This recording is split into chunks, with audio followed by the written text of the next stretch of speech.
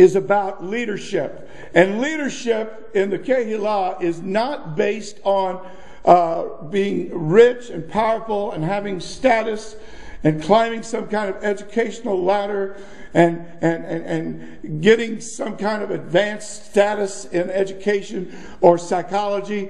Listen, friend, those things can lead to a real proud stumbling block. And you have to understand that the Lord placed her with the reapers. Hallelujah. What are the Kotzarim? Look at Ruth chapter 2, verse 7. It says, actually, and she said, I'm just going to read this real quick for you.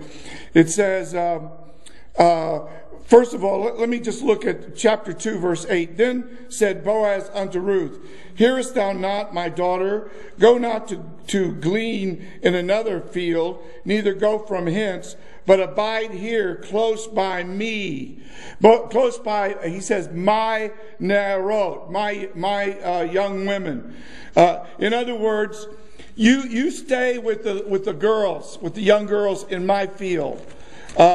You don't go to another field. Look at chapter 2, verse 8. Don't go to another field, but you stay in this field. Now, in this field, what did Ruth find? She found that her goal, her Redeemer, was going to put his cloak over her. He was going to spread his wings over her.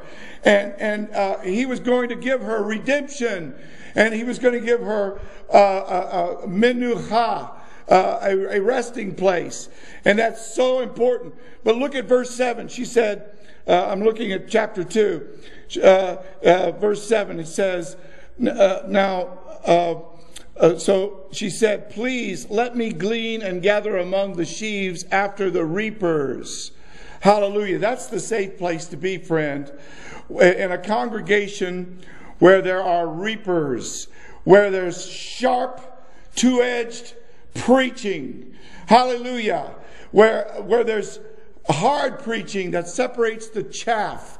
You know, when he's down there at the threshing floor, when Ruth comes to him, he's got his winnowing shovel, and he's separating the grain from the chaff. And it says that you should not be with the scoffers. You don't be in their field. Look at Psalm 1. It tells you that they're like the chaff that the wind blows away. And look where God places her. He places her with the reapers. This is a safe and secure place where she's really going with God. You know, the reapers also stand for the angels, because the angels are going to come. When the Moshiach comes, the Bias HaMashiach will also see the Malachim. They will go out and they will be the reapers from the one end of the world to the next, to the other end of the world. And if your congregation is not into soul winning, you are in the wrong field, friend.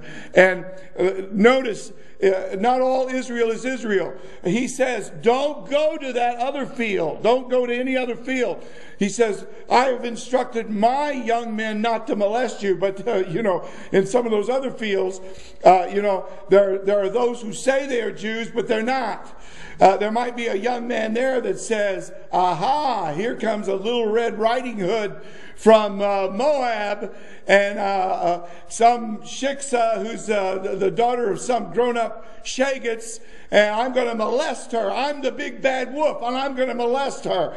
And if there was anything like that, Boaz is saying, please don't go in any other field, but stay here. And you know what? Unfortunately, there are fields where there is child molestation in the house of God, where there are pedophiles that have clerical robes on.